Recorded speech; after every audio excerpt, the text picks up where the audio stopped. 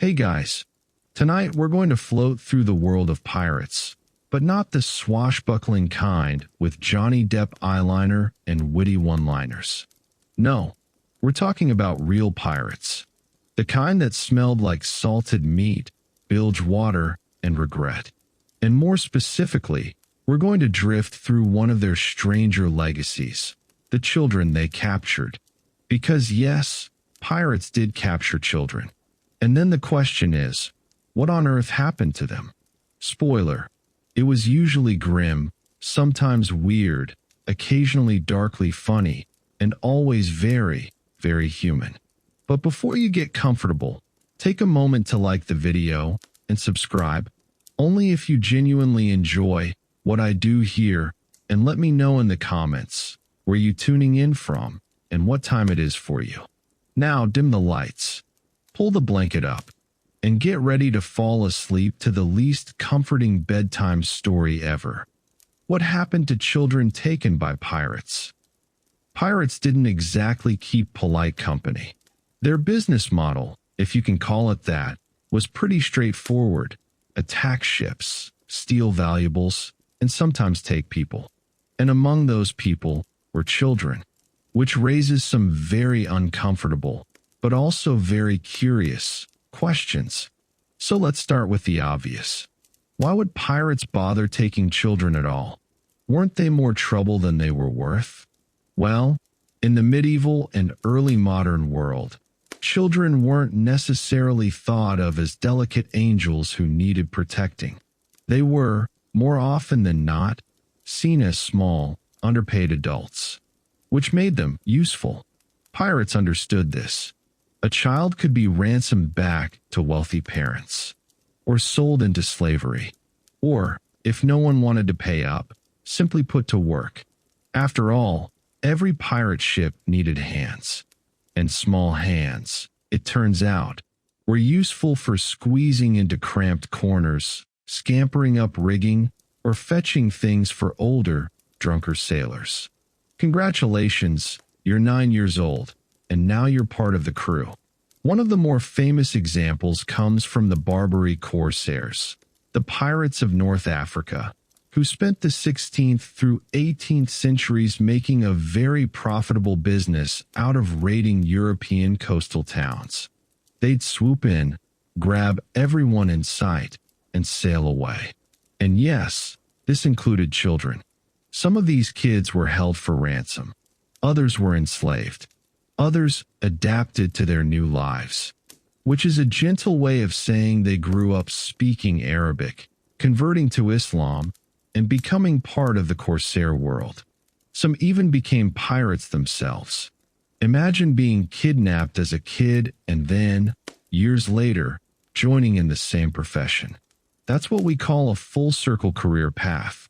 European parents were, understandably, horrified. Stories of children taken by the Turk circulated widely. Whole towns organized watch systems to guard against raids. But the truth is, if pirates wanted to grab you, they probably could. Coastal villages were easy pickings. And so, children in places like Ireland, Spain, or Italy sometimes vanished overnight. Their fate might be slavery in Algiers, or marriage into a Muslim family, or, more rarely, a return years later, speaking 2 languages and looking very out of place. But not all pirate kidnappings were so internationally dramatic.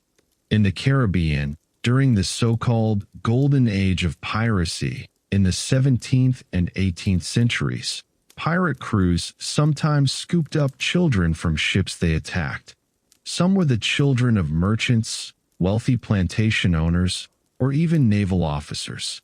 These were prime ransom material. Pirates could demand hefty sums, and sometimes they got them. Other times, the kids were stuck. And life stuck on a pirate ship was not glamorous. For one thing, it was filthy. Rats were common. Food was basically salted meat, biscuits crawling with weevils, and occasional rum. Water turned slimy in barrels. Everyone stank, and hygiene was, at best, occasional rinsing with seawater. If you were a child in that environment, your day might involve fetching grog for the adults, climbing into the bilge to check on supplies, or swabbing decks with your tiny, uncomplaining hands. It was free labor, and pirates weren't about to turn that down. Sometimes, though, the fate of these kids was oddly blended. A few became accepted as mascots or ship's boys. Think of it like being the pet of the crew. Some pirates even treated these children with rough affection, giving them nicknames, clothing, or protection. Not out of kindness, exactly, but because every ship needs a mascot. It's the same energy as a construction crew adopting a stray dog. But, of course, not all stories had happy endings. Children who weren't ransomed or adopted into crews might be sold at pirate havens. Places like Tortuga, Port Royal, or Algiers had thriving black markets in human beings. And a child, especially one with wealthy parents back home, was a valuable commodity. They could be sold as domestic servants, laborers, or, grimly, in worse trades. Now, it's worth pointing out that not all pirates were equal opportunity kidnappers. Some had codes of conduct that frowned on harming or abusing captives, children included. Others, not so much. Pirate crews were democracies, but also drunken democracies, which meant rules shifted depending on who was loudest at the moment. If a pirate crew decided to keep a child as part of their world, that was that.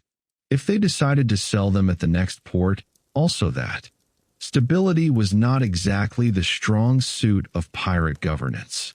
And let's not forget shipwrecks and rescues. Occasionally, captured children ended up being recaptured by navies or washed ashore after battles. Some were returned to their families. Others became curiosities, the boy who lived with pirates. In some cases, they were paraded around as living proof of pirate wickedness. Ministers loved a good cautionary tale. Behave yourself, or pirates will take you, and you'll end up swabbing decks in Tortuga. Effective, if a little melodramatic. Of course, some children went one step further. They grew up to become pirates themselves. One story tells of boys captured young who became skilled sailors, eventually taking part in raids. Once you spend your adolescence climbing rigging, drinking rum, and listening to sea shanties, you're probably not going to settle comfortably into farming turnips back home. So in a strange twist, pirate kidnappings sometimes created new pirates, which must have been deeply ironic for the parents. Now, before we drift off, let's zoom out a little. What did these stories mean for the societies left behind? Well, they created an atmosphere of constant fear. Parents along the Mediterranean and Atlantic coasts lived with the knowledge that raiders could appear any night. This wasn't paranoia, it happened, often. And children, with their high ransom value and easy labor potential, were prime targets. Whole generations grew up with bedtime stories warning them to stay close to home, lest pirates snatch them away. And yet, for the pirates, it was just business. Children weren't special. They were valuable assets, bargaining chips, or spare labor. Which sounds cruel, and it was, but in the ruthless economy of piracy, sentimentality was rare. Unless you were lucky enough to be adopted as the ship's pet, your life was determined by market value. Not exactly the best childhood environment. Still, it leaves us with a haunting question. How many of those children simply vanished into pirate worlds, never to be seen again? How many became sailors themselves, or melted into new cultures far from home? We can't know all the details, but enough records survive to show us that this wasn't rare.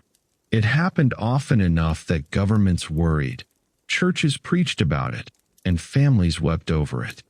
So, when we picture pirates tonight, Don't just imagine treasure chests and crossed cutlasses. Imagine the quieter, sadder stories of the children swept up in their raids. Some came home, some didn't, and some probably just shrugged, learned to tie knots, and carried on. Because when life gives you piracy, what else can you do? When we talk about children taken by pirates, it's tempting to imagine this as a few rare, tragic flukes. But in reality, it happened often enough that chronicles, parish registers, and even government reports kept track of it, which is how we know some specific, very unlucky stories. One of the most famous examples comes from the Barbary coast raids. These were carried out by corsairs based in North Africa, Algiers, Tunis, and Tripoli. Beginning in the late Middle Ages and continuing into the 17th century, they sailed all the way up into northern Europe to capture people. And yes, they took children. In fact, in 1631, there was an infamous raid on the little village of Baltimore, Ireland. It was a sleepy fishing community on the southern coast. One summer night, Barbary corsairs swooped in. They carried off more than 100 people. Among them were women and children, bundled onto ships in the dark. They were sailed south and sold in Algiers. What happened to them? Most were never heard from again. A few became household servants. Some would have been put to work in agriculture or in domestic roles. And some children, especially boys, were forced into galley service, chained to oars, pulling endlessly across the Mediterranean. Imagine being 12 years old and condemned to rowing under the lash for the rest of your life. Not exactly the kind of summer vacation you'd want to remember. Occasionally, families tried to ransom children back. Wealthy towns would scrape together funds, hoping to redeem captives. But ransom was expensive. Many poor communities simply couldn't afford it, which meant those children vanished forever into the Barbary world. They grew up speaking Arabic, sometimes converted to Islam, and were absorbed into new families and cultures. From the point of view of their original parents, they were simply gone. From the point of view of their captors, they were just new workers, new subjects, new people. It was cultural erasure, one kidnapping at a time. Now, the Barbary corsairs weren't unique. Over in the Caribbean, during the golden age of piracy, pirate crews occasionally scooped up children too. Some were sons and daughters of merchants or plantation owners. Others were just unlucky passengers caught on captured ships. Unlike the Barbary system, Caribbean pirates usually didn't have formal slave markets to funnel kids into. Instead, they improvised. Some children were held for ransom. A wealthy planter's son could fetch a decent price if the family wanted him back badly enough. But if the family refused to pay, or couldn't, then the pirates had to decide what to do with their small, accidental crew member. And so, some of those children ended up staying aboard. They were put to work as ship's boys, cleaning, fetching, swabbing, and generally being free labor. Not glamorous, but also not always fatal. A child who survived long enough to learn the ropes might actually grow into a pirate's life. In fact, a few did. There are scattered accounts of children captured young who became fully integrated crew members as adults. Think of it as the pirate world's most brutal internship program. You didn't apply, you didn't want it, but once you were in, you might as well make the best of it. Now, let's drift into the Ottoman world for a moment, because there, too, children taken at sea often ended up in strange new roles. The Ottomans, like the Barbary corsairs, used galley slaves extensively. Boys taken from European coasts might be forced into rowing. Others were funneled into palace households. Some even ended up in the infamous Janissary Corps, elite soldiers who began as enslaved boys, converted, and trained. Which means that somewhere in Ottoman history, there are probably men who grew up as captured pirate children and ended their careers as decorated soldiers. Strange trajectories, but history is full of them. Not every child taken by pirates was forgotten. Some became almost legendary. One example is the story of John Rawlins, an English sailor captured by Barbary corsairs in 1620. He wasn't a child himself, but among the captives he described were several boys, pressed into brutal service. His account paints a grim picture. Children beaten if they slowed at the oars, boys traded casually between masters, and young captives crying in languages no one around them understood. It's bleak, and yet, Rawlins himself eventually escaped, and his writings became part of the growing English propaganda about the evil Turk. Conveniently forgetting, of course, that English privateers were doing the same kind of kidnapping elsewhere. Hypocrisy was one of history's most renewable resources. Let's float back toward the Atlantic, though, because one of the lesser-known pirate strategies was to target entire villages on poorly defended coasts. Much like the Barbary raids, Caribbean pirates sometimes landed ashore, burned homes, and took whoever they found. And children were part of that haul. Local governors often complained about these incidents. One English report from the 1670s mentions the theft of many small ones, carried by French rovers from Nevis, which is a very official way of saying pirates kidnap kids, and we are very upset about it. Please send more cannons. Of course, governments weren't upset enough to actually protect coastal villages effectively. Children continued to be snatched, and families were left to wonder if their sons and daughters were now fetching grog for some rum-soaked French privateer.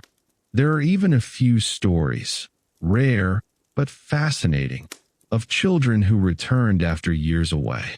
Imagine the drama of that homecoming.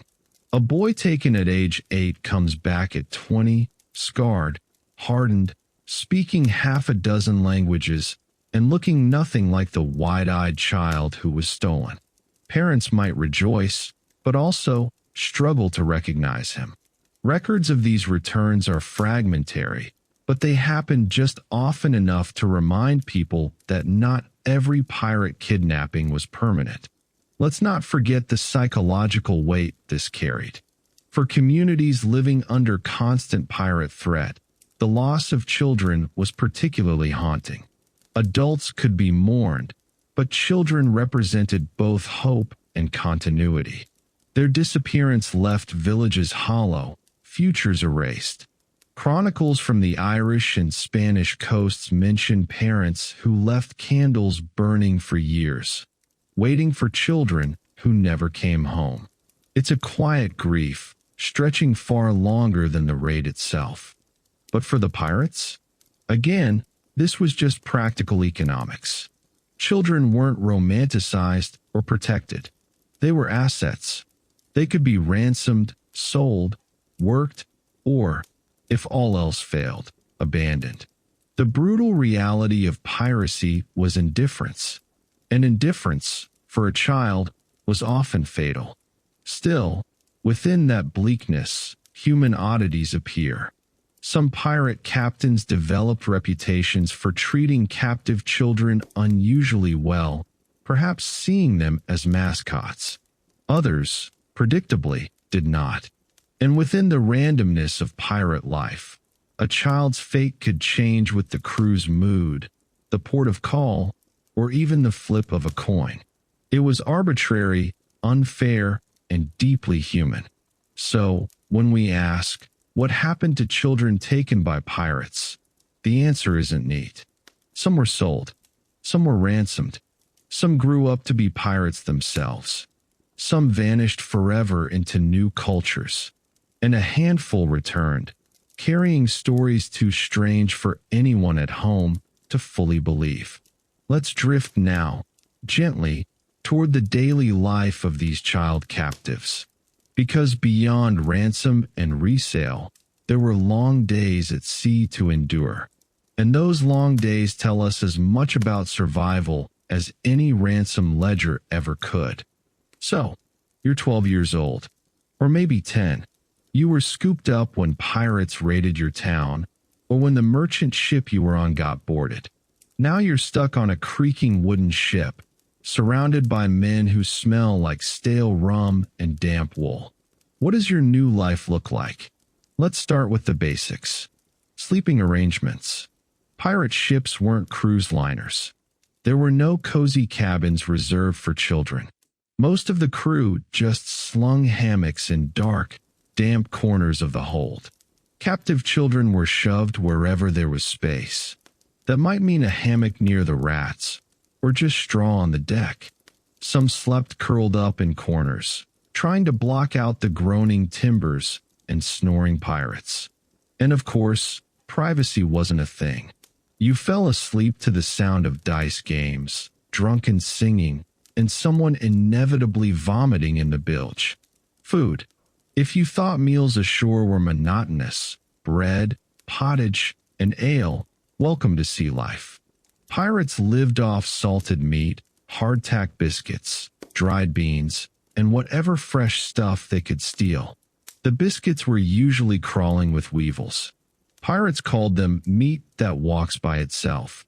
Water was stored in barrels that quickly grew slimy with algae. Rum was safer, and therefore consumed enthusiastically. For children, there was no special treatment. You ate what everyone else ate, or you didn't eat. And if you complained about bugs in the bread, congratulations, you just lost dinner. Clothing. Captive children wore whatever they had been taken in. If their clothes wore out, they might be tossed cast-offs from the crew. Picture oversized, smoke-stained shirts, patched breeches, and bare feet toughened by splinters. Hygiene. Forget it. Bathing meant maybe dumping seawater over your head once in a while, which mostly left you salty and sticky. Children often went months without proper washing, which meant lice, fleas, and the occasional skin disease were constant companions. Work. This is where the pirate ship turned every child into a tiny sailor slave. They weren't passengers. They were put to work. Tasks included swabbing the decks, hauling ropes, fetching food and grog, patching sails, and carrying messages. Small bodies were useful for scampering up rigging, though it was also terrifying. One slip, and you plummeted into the sea. And no, pirates did not stop to fish you out. Swimming skills were rare, and even if you could swim, the ship was gone in minutes. Children learned quickly that clinging to the ropes for dear life was their only option. Discipline. Pirate crews were famously democratic in some ways, but that democracy did not extend to captive children. Misbehavior, or even just slowness, was punished. A cuff on the head, a kick, or worse. Some children, however, earned protection if a particular crewman took a liking to them. In that case, they might be treated almost like apprentices or mascots. But this depended entirely on luck. A child with no protector was vulnerable. Entertainment. Pirate life wasn't all work, but the leisure time wasn't exactly wholesome. Gambling was common. Dice, cards, and betting on anything from rat races to arm wrestling. Singing sea shanties filled the long hours. Drinking games were constant. Children weren't expected to join, but they watched, absorbed the songs, and sometimes were dragged into the fun or the fights that followed. Some accounts suggest that captive boys were sometimes trained in music, learning to play fiddles or pipes to entertain the crew. Imagine a pirate ship's version of a school music program, except your classmates are drunk and armed. Fear. More than anything, the daily life of a child captive was shaped by constant fear. Fear of beatings, fear of storms, fear of being sold at the next port, fear of simply being forgotten, tossed overboard when rations ran low. And yet, children are resilient. Many adjusted. They learned the ropes, literally. They picked up curses in 3 languages. They grew sea legs. And some, by sheer survival, became part of the crew. Now, let's zoom in on the physical environment of a pirate ship. The smell hit first, a mix of salt water, tar, sweat, smoke, and rotting food. Rats scurried everywhere, which was both disgusting and occasionally practical. They were sometimes eaten in emergencies. The decks were always damp, either from seawater or spilled grog. Sunlight was harsh, shade was rare, and storms turned everything into chaos. Children, stuck in the middle of this, had no escape. They couldn't go home. They couldn't run away. The sea was the prison wall. Some captains, oddly enough, did enforce a kind of routine. Pirate codes often demanded everyone, even captives, help keep the ship in order. This meant children had daily chores. If they worked hard, they might be rewarded with slightly better food or a scrap of clothing. If they slacked, punishment was swift. In this way, a pirate ship became a kind of twisted boarding school: discipline, labor, and lessons in survival, with occasional executions as school assemblies. But not every day was grim. Children sometimes experienced moments of bizarre wonder. Dolphins swimming alongside the ship, tropical islands appearing on the horizon, exotic goods being hauled aboard, silks, spices, sugar, silver. For a child who had grown up in a small coastal village, the sights of the wider world were astonishing. It was terror and wonder, misery and marvel, all tied together. And sometimes, pirate crews showed flashes of humanity. A child who fell ill might be nursed by rough sailors who, underneath the rum and bravado, still had some sense of care. After all, many pirates were estranged fathers themselves, cut off from families they'd left behind. Looking after a child on board might stir old instincts. Not always, but sometimes. The irony is that children often adapted faster than adults. While grown captives despaired, children learned. They picked up sailing terms, languages, and tricks of survival. They could blend in, become useful, and eventually, if fate allowed, transform from captive into crew, which is how, as we'll see later, some of history's pirates may have begun their careers not by choice, but by abduction. So daily life for these children was a strange mix: hunger, labor, filth, and fear, with rare moments of awe, and the slim possibility of being absorbed into the strange floating democracy of piracy. A childhood stolen, reshaped into ropes, sails, salt, and survival. Let's drift next into those stories of children who crossed that line completely. The ones who stopped being captives and became pirates in their own right. Because, as history loves to remind us, sometimes the kidnapped child grew up to be the captor. History tends to forget individual children on pirate ships. They blur into the background of sea shanties and cannon smoke.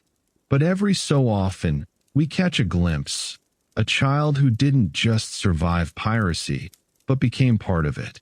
Let's start with the Barbary corsairs, because they were masters at this transformation. When children were captured along the coasts of Ireland, Spain, or Italy, they weren't always sold immediately. Some were kept, raised within corsair households, and slowly integrated into Muslim North African society. And boys, in particular, were sometimes given the choice: row as slaves in the galleys, or convert, join the corsairs, and live with some degree of freedom. Plenty chose survival over chains. And so, children who had once cried for their parents in Irish or Spanish ended up, years later, speaking Arabic and sailing under corsair flags. A few even rose high enough to command their own ships. One chronicler in the 1600s grumbled that Christians taken young make the most loyal of Turks, which, translated into plain language, means the kidnapped kids adjusted so well they were harder to defeat than anyone else. This wasn't unique to the Barbary coast. In the Caribbean, too, some children abducted by pirates eventually became pirates themselves. The records are thinner. Caribbean pirates weren't as bureaucratic as Ottoman officials, but enough stories survive to suggest it happened. Take the case of the so-called ship's boys. These were young boys, sometimes orphans, sometimes captives, who lived aboard pirate ships as helpers. At first, they fetched grog, scrubbed decks, and carried messages. But as they grew older, they learned the trade. How to load a musket, how to climb the rigging in a storm, how to shout insults at a Navy ship in 3 languages. By the time they reached adolescence, many were indistinguishable from any other young sailor. At that point, they weren't captives anymore, they were pirates. One English naval officer, writing bitterly in the 1720s, noted that pirates breed their own by theft of youth. He complained that boys taken at age 8 or 10 could become fully fledged raiders by the time they were 20, which is a roundabout way of saying, once kidnapped, you either died or you adapted. And if you adapted, you became a pirate. And here's where things get truly strange. Some of these children turned pirates even returned, decades later, to raid the very coasts they'd been stolen from. Imagine being a villager in Cornwall, looking out to sea, and realizing that the pirates burning your crops included men who had once been boys from your own town. It's the kind of irony only history produces.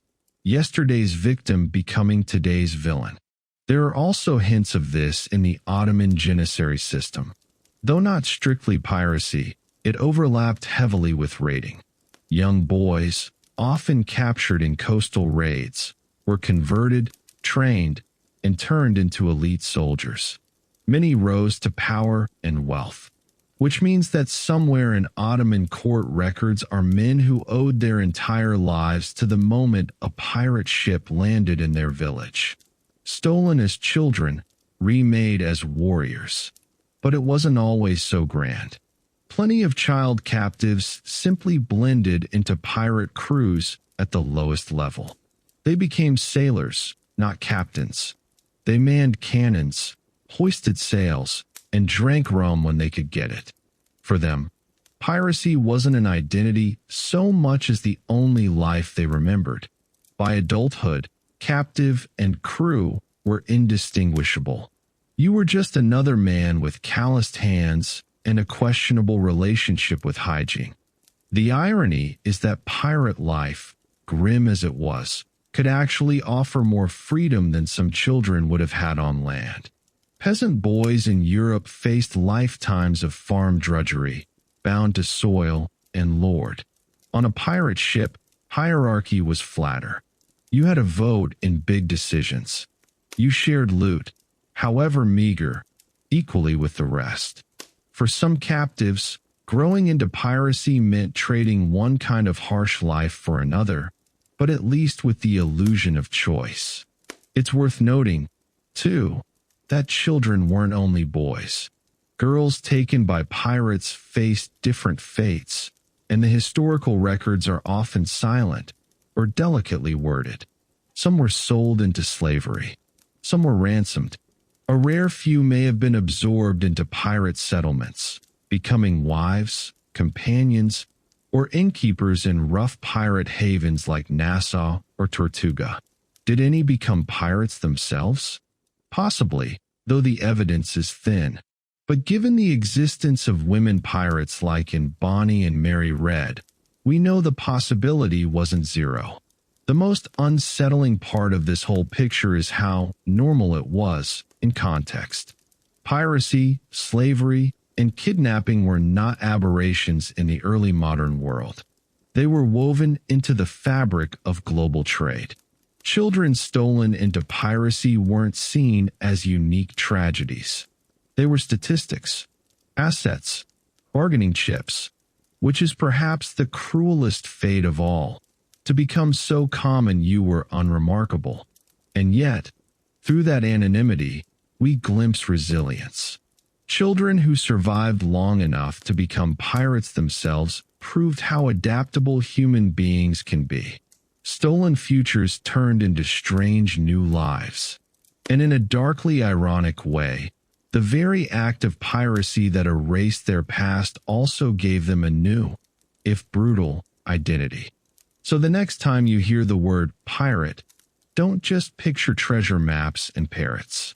Picture the stolen children, grown into the role, singing sea shanties on decks that once terrified them. Victims who became villains. Survivors who became raiders. Because, at sea, life didn't give you many other options. One of the first things a child learned on a pirate ship was that time moved differently at sea. There were no school bells, no village church clocks. Instead, life was ruled by watches, shifts marked by the turning of an hourglass. A boy or girl taken by pirates quickly discovered that days blurred into each other. Morning might be announced by the bosun's whistle, the groan of ropes, and the smell of stale grog. Evening came with no sunset stroll, just the creak of timbers and the slosh of waves against the hull. Children's tasks were endless but repetitive. Scrub the deck, carry buckets of seawater up, pour them down, scrub again. Haul a coil of rope from one place to another, only for someone to shout that it needed to be moved back. Climb into the dark bilge and check for leaks, emerging slimy and shivering. Pirates weren't exactly running a Montessori classroom. They had work, and children did it. And the chores were never-ending because ships were never-endingly dirty. Rats multiplied in the food stores. Biscuit crumbs attracted weevils. Sailcloth tore. Taroos down seams. Everything needed mending, patching, and scraping. Children were the small, nimble workforce.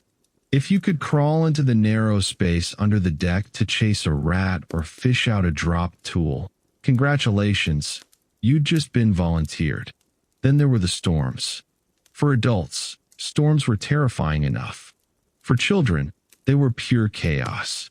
The deck tilted violently, waves crashed overhead, lightning illuminated drunken sailors clinging to rigging, and the captain shouted orders no one could hear over the wind. Children were expected to cling to ropes, bail water, or just get out of the way. And afterward, when the storm passed, they were the ones sent to mop, dry, and repair while the adults collapsed in exhaustion. Entertainment was scarce, but even pirates got bored, which meant children saw, and sometimes joined in, the strange pastimes of the crew. Gambling with dice carved from bone. Singing shanties, usually very rude ones. Carving little figures out of wood. Some pirates had pet animals, a parrot, a monkey, even the occasional stray dog.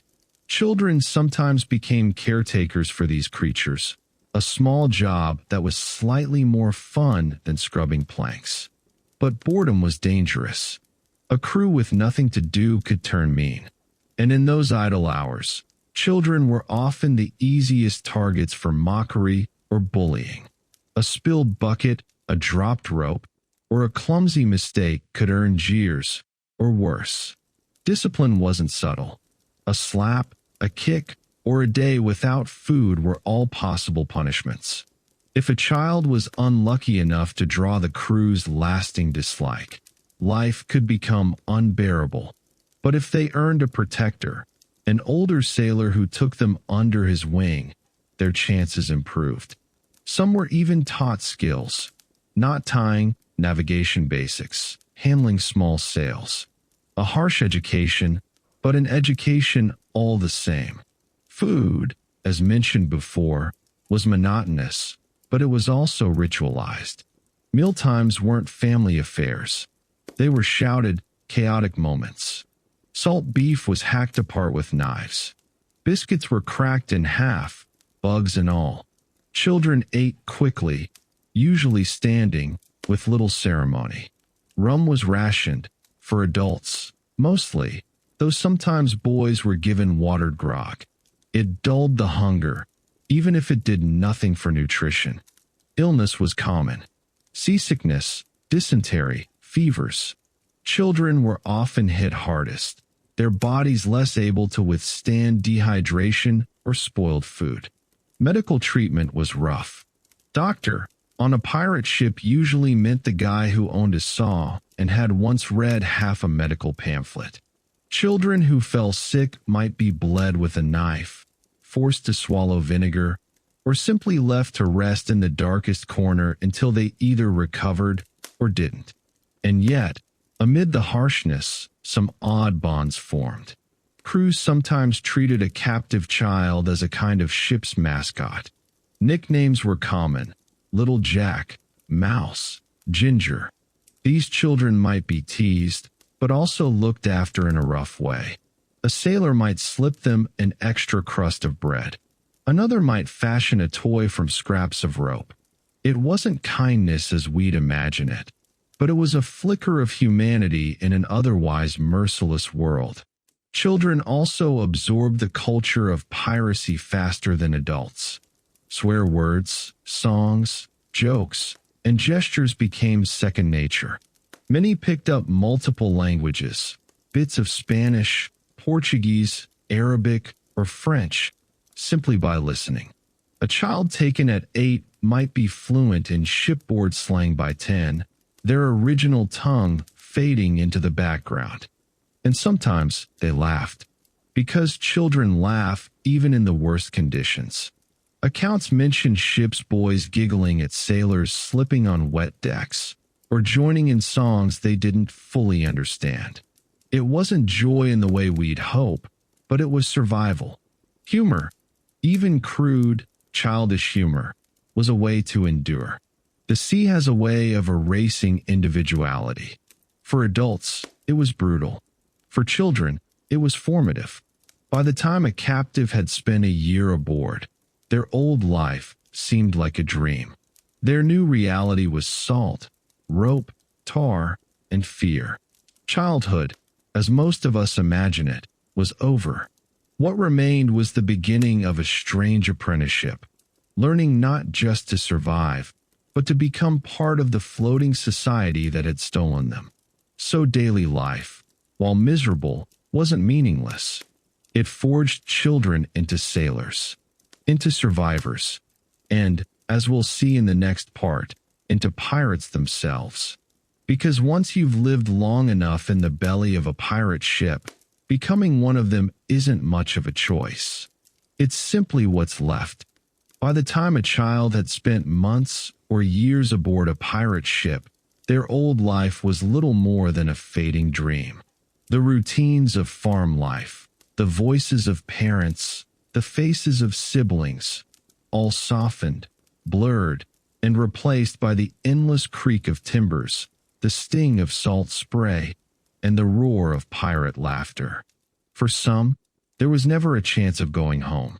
Ransoms weren't paid, or families were too poor to bargain. Governments often wrote petitions or sent letters demanding the release of captives, but pirate crews didn't bother reading diplomatic mail, which meant the child had one option: adapt. And adapt they did, from mascot to apprentice. At first, many captured children filled the role of mascot. They were too young for real work, so they fetched, carried, and amused the crew. They picked up curses, songs, and mannerisms like sponges. And by the time they reached their early teens, they were no longer seen as helpless. They were apprentices. They could climb rigging, handle small sails, fire a musket, even aim a cannon if someone showed them how. By then, the crew often stopped calling them captives at all.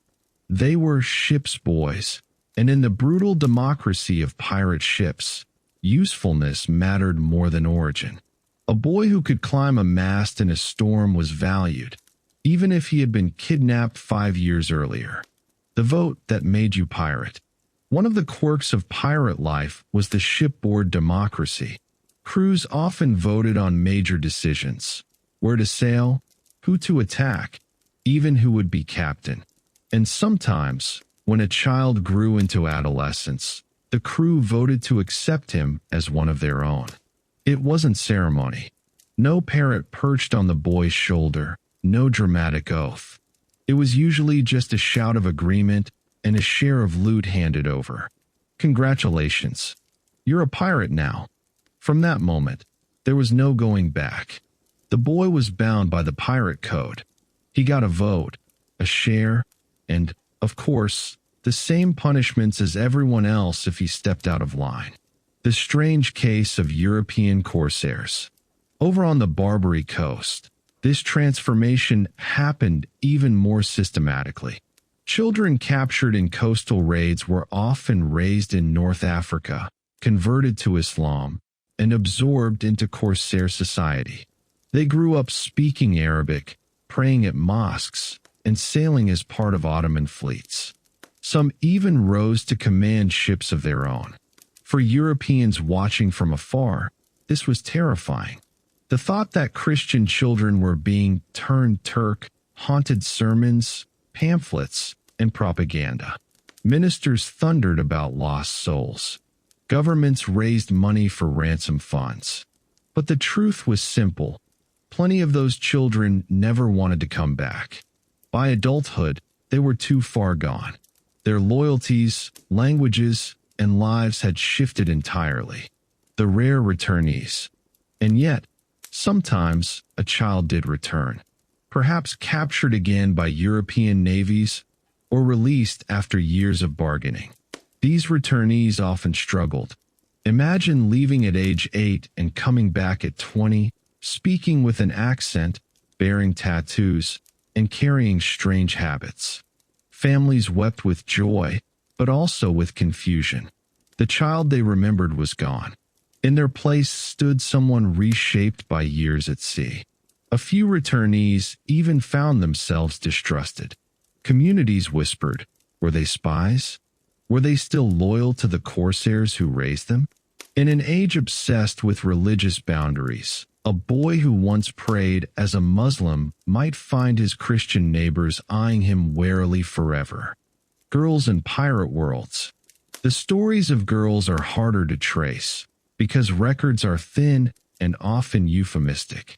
Many were sold quickly, either as domestic servants or worse. But a few slipped into pirate settlements.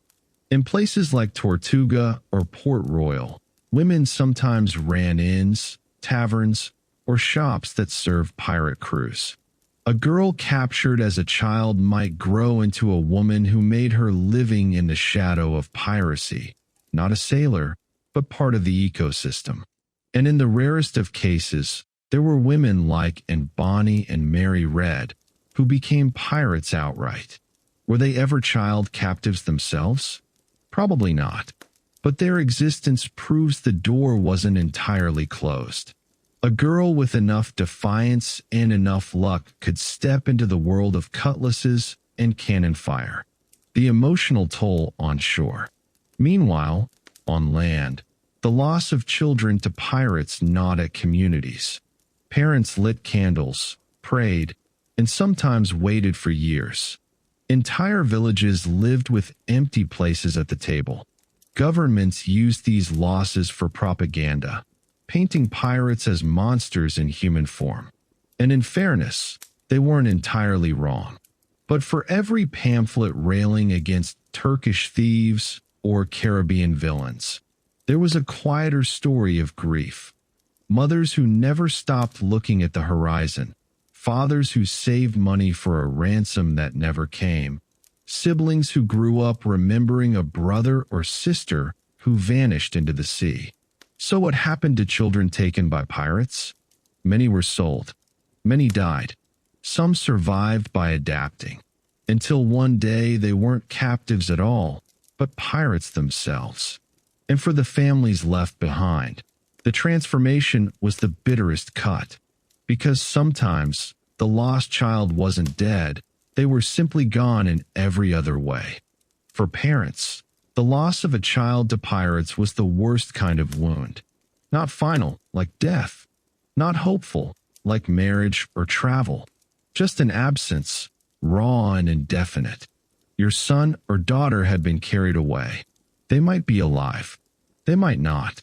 And you had no way of knowing. Some parents lit candles every night, whispering prayers for safe return. Others wrote petitions to local lords or church officials, begging for help. Sometimes the family scraped together coins, hoping to buy the child's freedom. But piracy ran on economics, not sentiment. And ransoms weren't cheap. A wealthy merchant might manage it. A fisherman's family, never. Which meant for most, the children were simply gone. Ransom funds and charity. Governments occasionally stepped in. In Catholic Europe, religious orders like the Trinitarians and Mercedarians specialized in raising money to redeem captives from the Barbary coast. Sermons thundered about the Christian duty to rescue the innocent. Collections were taken at churches. In some towns, special taxes were levied to buy back the stolen. But ransom money didn't stretch far, and pirates knew a valuable prize when they saw one. A nobleman's son could fetch thousands. A peasant's boy? Hardly worth negotiation, which meant charity often went to the most prestigious victims. Ordinary families watched nobles rejoice at redeemed heirs, while their own children remained chained in Algiers. In Protestant countries, the problem was framed less as charity and more as politics. English pamphlets in the 17th century railed against Turkish cruelty and demanded stronger navies. Ransoms were occasionally raised, but the rhetoric leaned toward revenge, which, in practice, meant that plenty of children simply stayed in captivity while governments argued about whose fault it was. The sermon circuit. If governments were slow, preachers were not. Ministers and priests loved a good cautionary tale. Children taken by pirates became fuel for sermons about sin, vigilance, and divine punishment. Congregations were warned that wickedness invited raids. Families were told to stay pious and obedient, lest God allow pirates to snatch their little ones. Of course, this was a convenient bit of fearmongering. Pirate kidnappings were not moral punishments. They were business opportunities. But in a world where religion explained almost everything, the line between crime and judgment blurred. And so, the loss of children became both a tragedy and a pulpit tool. Ballads and rumors. Over time, the stories seeped into folklore. Ballads told of villages burned, families weeping, and children carried to foreign lands. Some were mournful laments. Others painted the captives as brave little martyrs, resisting temptation in exotic courts. A few even imagined miraculous rescues. Children returned by divine intervention or angelic visions guiding them home. Reality was usually less dramatic, but rumors filled the gaps where facts could not. In Ireland, stories circulated of stolen children seen years later, richly dressed in Algiers, their eyes downcast as they passed Europeans in the market. In Spain, legends grew of captives who rose to high positions in Ottoman fleets, unknowingly leading attacks on their own hometowns. The truth hardly mattered. What mattered was the haunting possibility. Pirate terror along the coasts. The fear wasn't abstract. In villages along the Mediterranean and Atlantic coasts, everyone knew someone who had been taken, a cousin, a neighbor's son, a farmer's daughter. Night watches were posted on cliffs. Bells were kept ready to sound alarms. Some towns even built lookout towers, manned day and night, just to spot sails on the horizon. But the sea is wide. Pirates slipped through, and children were carried off again. which meant the fear became generational. Parents who had been warned as children now warned their own. Don't wander near the shore. Don't trust a strange ship. Stay close to the village. Pirates became the bogeymen of coastal Europe, as real as wolves in the forest. Governments and their solutions. Of course, rulers liked to promise solutions. Spain sent galleys. England sent frigates. The Holy Roman Empire occasionally staged campaigns against corsair bases. But pirates were slippery. They hid in coves, darted out, and vanished again. For every naval victory, there were 10 more raids. And governments often had other priorities. Wars in Europe drained resources. Trade demanded attention. Coastal villages, meanwhile, remained vulnerable. It's hard to protect everyone when your empire spans continents. So, quietly, many rulers chose not to try. It was cheaper to let charity funds and sermons handle the grief than to devote fleets to prevention. This, naturally, fueled resentment. Villagers accused governments of neglect. Pamphlets circulated accusing kings and councils of caring more for trade than for children. And in a sense, they weren't wrong. States could afford to lose a few peasants. They could not afford to lose profitable shipping. And so, year after year, the problem continued. A culture of absence. Over time, the repeated losses created what might be called a culture of absence. Families learned to live with holes in their lives. Empty seats at the table. Empty names in parish rolls. Children who should have grown up, married, and had their own children, simply gone. And the worst part? No closure. Parents didn't bury their children. They didn't even know if they were alive or dead, which meant grief stretched out indefinitely, a slow ache rather than a sharp wound. For some, hope never died. For others, bitterness replaced it. Entire communities grew up under this shadow, always watching the horizon, always fearing sails. So while pirates lived in chaotic freedom, the families they stole from lived in silent captivity of their own, bound by grief, fear, and the endless question of what had happened to their children. When reality offers only silence, people invent echoes. And so, in villages where children were taken and never returned, stories sprang up, sometimes comforting, sometimes frightening, always persistent. Ballads of the lost. In Ireland and Spain, ballads mourned the stolen ones. These songs were sung in taverns or by hearths, passed from parent to child. They often told of captives growing up in foreign lands, gazing back across the sea in sorrow. The details changed, but the theme was constant. The idea that somewhere, far away, the lost were still thinking of home. A kind of emotional tether stretched impossibly across oceans. Some ballads even promised happy endings.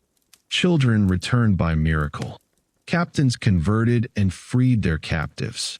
Families reunited after decades apart. These were fantasies, of course, but they softened the sharpness of grief. Singing a ballad cost nothing. Hope, after all, was cheaper than ransom. Saintly interventions. In Catholic regions, stories often framed stolen children as martyrs or saints in waiting. Legends spread of captives who resisted conversion, clinging to their faith in hostile lands. Some were said to have died heroically rather than renounce their beliefs. Others were rumored to have been guided home by visions of the Virgin Mary or local saints. These tales blurred history and devotion, serving less as fact than as spiritual encouragement. Churches sometimes even claimed miraculous rescues. Pilgrims visiting shrines were told that prayers had freed captives from pirate chains. Skeptical? Absolutely. But for parents clutching at straws, it was another flicker of hope.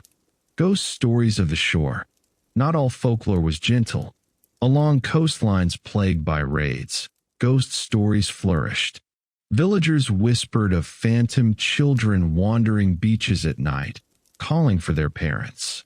Others spoke of ships seen in the mist, filled with silent, pale figures, the souls of captives who had died at sea, still sailing endlessly with no port to call home. Some fishermen swore they heard children crying over the waves, even when no ship was in sight. Rational explanation: the wind howling through rocks. Emotional explanation: echoes of the lost, carried back to haunt their villages. The heroic turn: in some tales, the stolen children didn't vanish. They returned, but changed. One legend from the Mediterranean tells of a boy taken by corsairs who came back years later as a powerful corsair himself. Instead of mourning, the tale frames him as a warning. Betrayal, transformation, the child turned stranger. Villagers repeated it in hushed tones, half in fear, half in awe. These stories carried a double message. On one hand, they soothed grief with the possibility of survival. On the other, they reminded listeners that piracy didn't just steal bodies, it could steal identities. A boy who left as your son might return as someone else entirely. Folklore is coping. At heart, all these myths and stories were coping mechanisms. Parents in villages couldn't fight pirates. They couldn't patrol seas. They couldn't pay most ransoms. What they could do was tell stories. Stories gave shape to the shapeless, gave names to the missing, and filled silence with song. Even governments leaned into this folklore. Propaganda pamphlets sometimes borrowed from local legends, framing pirates as supernatural monsters and captives as saints in the making. It was a convenient blend: fear to justify navies, hope to soothe families. But folklore had its own quiet power. Even today, traces linger. Songs about the Turkish raiders survive in Irish and Spanish tradition. Old churches still carry plaques dedicated to those carried away by pirates. In a sense, the children lived on, not in their own bodies, but in the words and whispers of those left behind. So when we ask, what happened to the children taken by pirates? Part of the answer lies not in records, but in stories. Some were ransomed, some vanished, and some became legends, their lives rewritten into songs that lulled villages through long nights. Piracy, like everything else in history, had its seasons. For a few centuries, it was a grim certainty. Ships on the horizon might mean trade, or they might mean terror. And for coastal families, the loss of children was part of the rhythm of life. But by the late 17th and 18th centuries, things began to shift. The seas didn't suddenly become safe. Far from it, but the balance of power tilted. Navies grow teeth. European states, tired of losing trade and tax revenue, invested in real navies. England built squadrons of frigates. Spain stationed permanent patrols. Even smaller powers, like the Dutch Republic, sent ships to guard coasts. For the first time, pirates couldn't count on slipping away unchallenged. Naval escorts made raids riskier, especially against wealthier towns that could afford protection. The Barbary corsairs felt this most sharply. By the 19th century, their power was fading fast. European coalitions launched bombardments of Algiers and Tunis, hammering pirate havens that had once seemed untouchable. The Mediterranean was no longer their playground, and as corsair raids dwindled, so too did the stories of children taken from sleepy villages. Trade shifts, and so does piracy. Another change was global trade itself. By the 1700s, the Atlantic economy dominated. Sugar, tobacco, and later cotton poured across oceans. Piracy didn't stop, but it shifted focus.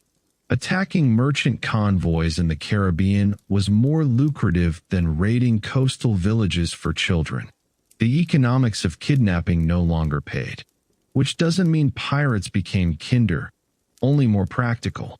If you're chasing treasure ships stuffed with silver, scooping up peasants' children starts to look inefficient. Ransom gave way to loot, and villages slept a little easier. Law and order, sort of. Pirate havens like Tortuga, Nassau, and Port Royal eventually came under firmer control. Colonial governors cracked down, sometimes reluctantly, sometimes half-heartedly, but enough to make life difficult. Pirate crews that once docked openly to sell captives now had to slink in secret or risk the gallows. This didn't end piracy overnight. Far from it. But it narrowed the space in which stolen children could simply vanish. The last generations of the taken. By the 18th century, stories of stolen children became rarer. They didn't vanish completely. Small raids still happened, especially along the Barbary coast, but they no longer defined whole communities. The children of Ireland, Spain, and Italy grew up with fewer pirate nightmares. Parents still warned their little ones to be careful near the shore, but the warnings carried more memory than immediacy, which means there were last generations of captives. Boys and girls who vanished into Algiers in the early 1700s, or who grew up swabbing decks in the Caribbean. Their stories were still written in parish records and family laments. But after them, the tide receded. The grief remained, but the raids slowed. The rise of romantic pirates. And here's the final irony. As real piracy faded, the myths grew brighter. No longer everyday terrors, pirates became romantic figures. Novelists and playwrights turned them into dashing rogues. Ballads that once mourned stolen children became Johnny C. songs. The same figures who had once terrified parents now thrilled their grandchildren. The reality of children taken by pirates, of mothers waiting, of empty places at tables, of young captives turning into hardened sailors, slipped quietly into the background. In its place grew the fantasy of buried treasure, swaggering captains, and parrots on shoulders. History, once again, polished misery into entertainment. Communities breathe, but don't forget. Even so, traces remained. Old coastal churches kept plaques remembering the stolen. Villages told tales of ghost ships. Families passed down surnames with whispers. Our line lost one, long ago, to the Turks. The fear had ebbed, but the memory didn't wash away. It lingered like salt crust on stone, faint but permanent. So the age of child-stealing pirates ended not with a bang, but with a slow fade. Navies patrolled, trade shifted, havens closed, and what was once a daily terror became, slowly, a historical curiosity. For the children who had lived through it, it was no consolation. But for those who came after, it meant sleep returned to coastal nights, broken only by the sound of waves, not by the fear of sails. When we step back from the details, the raids, the ransoms, the hammocks, and the endless salted beef, what emerges is less a story about pirates and more a story about fragility. Childhood, in the early modern world, was never secure. Disease, famine, war, all could sweep it away. Pirates were simply one more reminder that safety was a luxury. For the children taken, lives unfolded in strange directions.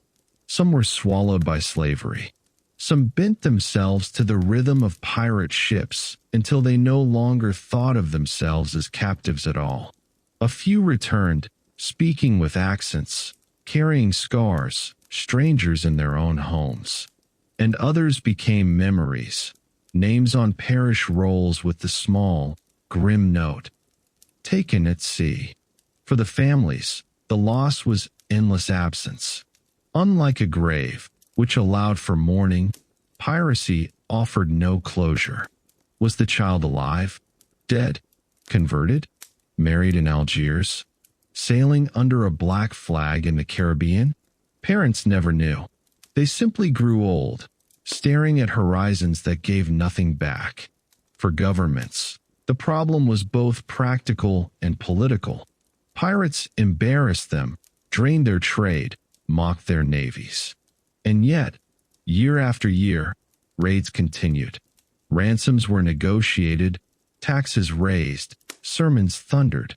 But the children kept vanishing, which meant the state's response was often as helpless as the families.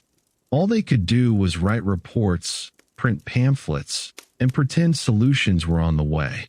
And for the communities, the memory of stolen children became part of identity. Songs, ghost stories, and folklore kept the fear alive long after the last raid. Pirates became bogeymen, symbols of vulnerability. Generations grew up with warnings whispered at bedtime. Don't stray near the shore, or the Turks will take you. The stories outlasted the reality. Then, as piracy declined, the memory shifted again. The terror softened into legend. Ballads that once mourned were sung with a touch of romance. Tales of pirate kidnappings became curiosities in history books. The children themselves were forgotten, their individual names lost, but the idea of them lingered, faceless, timeless, folded into the mythology of the sea. There's an irony in that. The very pirates who shattered families eventually became entertainment. The grief of real parents became the backdrop of novels, plays, and bedtime stories. The world loves its rogues and rebels, even when they were, in truth, kidnappers of children. The black flag, once a symbol of terror, became a Halloween costume. The stolen lives slipped quietly into the footnotes. And yet, if you listen closely, the echoes remain. In the ruins of coastal watchtowers, in parish records that still list the taken, in ballads sung in villages that no longer fear sails on the horizon. The children are gone, but the silence they left shaped the memory of entire regions. So, what happened to children taken by pirates? Some died, some were sold, some became pirates themselves, some came home, strangers in their own beds. And all of them remind us that behind the romantic blur of treasure maps and parrots, there were real human costs. Childhood stolen, families broken, grief turned into folklore. As you drift off tonight, picture not the swaggering pirate with a cutlass, but the quieter story, a child curled in a hammock, listening to the creak of ropes, wondering if they'd ever see home again. That, in its own strange way, is the truest image of piracy. Not gold, not glory, just absence, survival, and the slow turning of the sea. And that's where we'll leave it tonight. From coastal villages watching the horizon, to hammocks creaking in the dark belly of a ship, to the fading echo of ballads sung by grieving families. The story of children taken by pirates has carried us across centuries. If your eyes are heavy now, that's exactly as it should be. The past is still out there, tucked into old records and songs, but you don't need to hold on to it any longer tonight. So let the sails lower. Let the sea quiet. Let the memory of vanished children fade into the soft hum of your own breathing. Thank you for listening, and for wandering with me through this strange corner of history. Sleep well, drift gently, and I'll see you in the next story.